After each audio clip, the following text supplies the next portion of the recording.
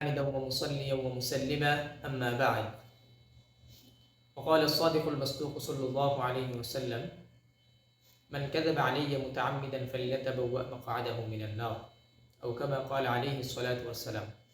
খুব সংক্ষিপ্ত আকারে স্পর্শকাতর একটা বিষয় নিয়ে কথা বলতে চাচ্ছি। সেটা হচ্ছে যে আমরা কখনো কখনো মহানবী সাল্লাল্লাহু আলাইহি সাল্লামের দিকে নিসবত করে সম্বন্ধ করে আমরা ভালো কোনো কথা হোক অথবা কোনো বিষয় হোক সেটা হাদিসের নামে আমরা চালিয়ে দিই।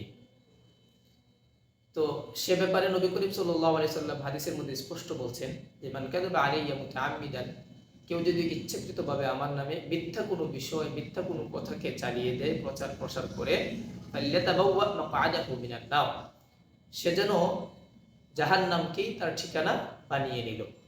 নাউযুবিল্লাহি মিন যালিক।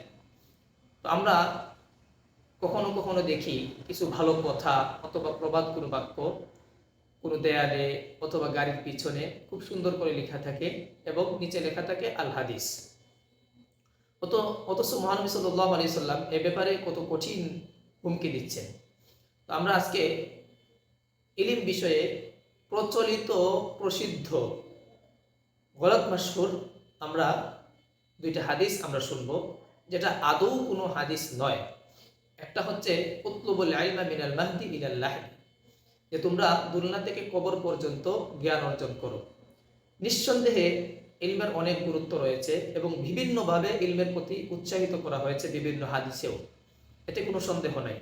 কিন্তু এই হাদিসটা, এই কথাটা উতলুবুল ইলমা মিনাল মাহদি ইলাল লাহদি আদৌ কোনো হাদিস নয়। এটা জাস্ট একটা প্রবাদ বাক্য। এ ব্যাপারে আব্দুল ফাত্তাহ আবু গুদ্দা রহমতুল্লাহি আলাইহি বলেন যে লাইসা বিহাদিসিন নাবাউইয়িন, এটা কোনো হাদিস নয়। ইন্নামা হুয়া কালামুন নাস, বরং এটা প্রবাদ বাক্য বা মানুষের কোনো কথা।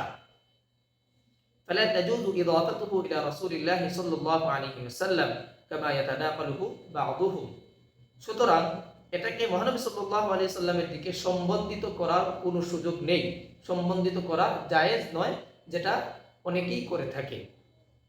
ইজলা ইয়ানসিবু ইলা রাসূলিল্লাহি সাল্লাল্লাহু আলাইহি ওয়াসাল্লাম ইল্লা মা ক্বালাহু আও ফাআলাহু আও আকাররাহু, কেননা তার প্রতি শুধুমাত্র সে বিষয়গুলাই সম্বন্ধিত করা যাবে যেটা ইল্লা মা ক্বালাহু, যেটা তিনি স্বয়ং নিজে বলেছেন, আও ফাআলাহু অথবা নিজে তিনি করেছেন, আও আকাররাহু অথবা তিনি সেটা সমর্থন করেছেন। এগুলাই হচ্ছে হাদিস, যেটা নবী করিম সাল্লাল্লাহু আলাইহি ওয়াসাল্লাম নিজে বলেছেন অথবা সমর্থন করেছেন অথবা তিনি করেছেন। এই সমস্ত বিষয় নবী করিম সাল্লাল্লাহু আলাইহি সাল্লামের নামে হাদিস হিসাবে বলা যাবে। এ ব্যাপারে আরেকটা হাদিস প্রচলিত আছে, যেটা মানুষ বলে থাকে বা প্রবাদ, যে উতলুবুল ইলমা ওয়ালাউ কানা বিস-সিন, যে তোমরা ইলম অর্জন করো যদিও চীন দেশে গিয়ে হয়। নিঃসন্দেহে কথাটা বাস্তবসম্মত, তবে এটা আদৌ কোনো হাদিস নয়। এটা পরবর্তী কারো কোনো কথা হতে পারে। হ্যাঁ, ইলমের জন্য সফর করা, যদি কারো তৌফিক থাকে সে অবশ্যই সফর করবে, তার সফর করা উচিত, তার সফর করা উচিত। ইলমের জন্য কষ্ট মুজাহাদাকে কখনো ভয় করা উচিত নয়। কিন্তু আমরা যে ব্যাপারটা কথা বলতেছি, যে ব্যাপারটা নিয়ে, যে এটা আদৌ হাদিস কি না, না, এটা আদৌ কোনো হাদিস নয়।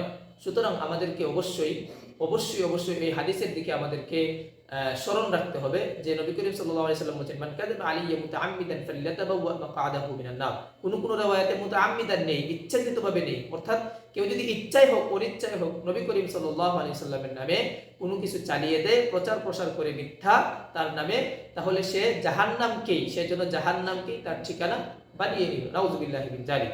আমি কারো কাছ থেকে শুনছি অমুকে বলছে তমুকে বলছে, এজন্য আমিও বলছি না। অন্য একটা হাদিসের ব্যাপারে আমরা স্মরণ রাখতে পারি, কাফা বিল মারই কাযিবান আন ইউহাদ্দিসা বিকুল্লি মা সামিআ, যে কোনো কিছু বিকুল্লি মা সামিআ আমরা শুনলাম, শুনেই আমরা সেটা বর্ণনা করলাম, এটা মিথ্যাবাদী হওয়ার জন্য এতটুকুই যথেষ্ট। তো আল্লাহ পাক রব্বুল আলামিন আমাদেরকে সঠিক বিষয় জানার, বোঝার, উপলব্ধি করার আল্লাহ তৌফিক দান করুন। ওয়া আখিরু দাওয়ানা আলহামদুলিল্লাহি রাব্বিল আলামিন।